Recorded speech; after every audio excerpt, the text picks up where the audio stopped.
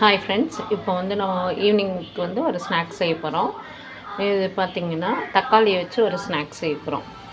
2 தக்காளி எடுத்திருக்கேன், ஒரு 4 பூண்டு பல் வச்சுருக்கேன்.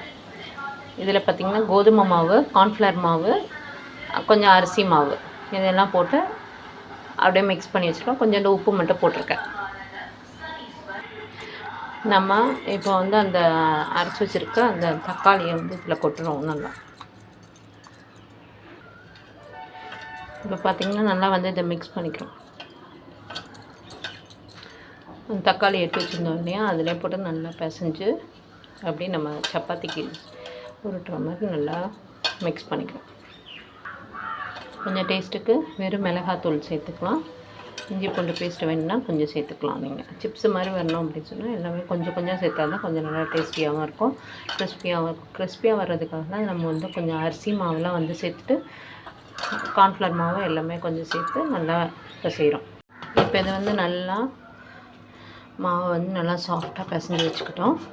கூட வந்து கொஞ்சோண்டு வெறும் மிளகாத்தூள், காஷ்மீரி மிளகாத்தூள் கொஞ்சம் போட்டிருக்கோம். நமக்கு வேணும்னா இந்த மாவோடு சேர்த்து அரிசி மாவு, கோதுமை மாவு ப்ளஸ் வந்து கார்ன்ஃப்ளவர் மாவு நான் சேர்த்துருக்கேன். உங்களுக்கு வேணும்னா கொஞ்சம் மைதா மாவு வந்து சேர்த்துக்கோங்க. மைதா மாவு நான் எதுவுமே வந்து சேர்த்து செய்ய மாட்டேன், அதனால் நான் இந்த மாதிரி செஞ்சுருக்கேன். இப்போ இதை வந்து நம்ம சப்பாத்தி தேய்க்கிற மாதிரி தேய்க்கலாம். இப்போ நம்ம வந்து பார்த்திங்கன்னா ரவுண்டாக ஷேப்பாக தேய்ச்சிட்டு ரவுண்ட் ஷேப்பில் தேய்ச்சிட்டு நமக்கு தேவையான ஷேப்பை வந்து பண்ணிக்கலாம். இப்போ இதில் ஒரு ஃபோக் ஸ்பூன் வச்சுட்டு நல்லா இது பண்ணிட்டோம்னா இந்த மாதிரி ஒரு இதை வந்து ப்ரெஸ் பண்ணி விட்டுட்டோம்னா ஃபோக் ஸ்பூன் வச்சுட்டு இந்த ஹோல்ஸ் இருந்துச்சுன்னா சீக்கிரமாக வெந்துடும், உள்ளெல்லாம் வேகுன்றதுக்காக இந்த மாதிரி பண்ணியிருக்கோம்.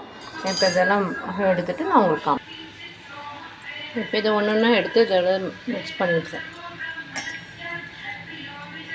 ஆயிலில் வந்து போட்டுருக்கோம். போட்டுட்டு அது நல்லா பொரிஞ்சு வரணும்.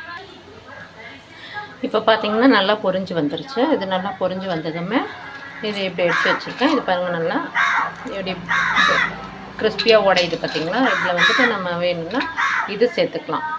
நமக்கு வந்து கொஞ்சம் மசாலா ஐட்டம் வேணும்னா மசாலா போட்டு சாப்பிட்லாம். நான் ஆல்ரெடி வந்து மிளகாத்தூள் போட்டதுனால நான் எதுவும் சேர்த்துக்கல. இதோட அப்படியே மிக்ஸ் பண்ணி அப்படியே கொடுத்தோம்னா நல்லா சூப்பராக இருக்கும். கடையில் வாங்கி கொடுக்குறத விட இந்த மாதிரி செஞ்சு கொடுத்தா ஹெல்த்தியாகவும் இருக்கும். Thank you friends. உங்களுக்கு இந்த வந்து வீடியோ வந்து பிடிச்சிருந்துச்சுன்னா லைக் பண்ணுங்கள், ஷேர் பண்ணுங்கள், சப்ஸ்கிரைப் பண்ணுங்கள். தேங்க்யூ.